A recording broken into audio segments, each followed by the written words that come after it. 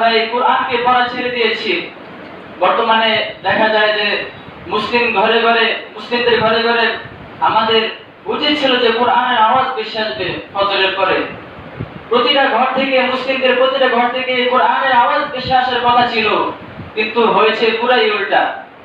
বর্তমানে দেখা যায় যে অনেকের ঘরে সেই কোরআন শরীফও নাই। অনেকে কি করে, কোরআন শরীফগুলো ময়লা হয়ে যাওয়ার কারণে বাসায় পড়ে থাকে, বছরকে বছর ময়লা হয়ে যায়। এই জন্য অনেকে বর্তমানে কি করছে, কোরআন শরীফগুলো মাদ্রাসায় বা মসজিদে দিয়ে দিচ্ছে।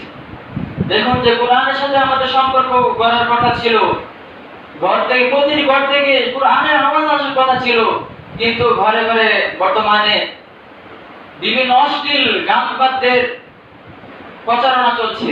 প্রতিটা ঘরে দেখা যায় যে টিভি রয়েছে, সেখানে অশ্লীল নাটক, সিনেমা এগুলো চলছে, অশ্লীল মুভি এগুলো চলছে। প্রতিটা ঘরে ঘরে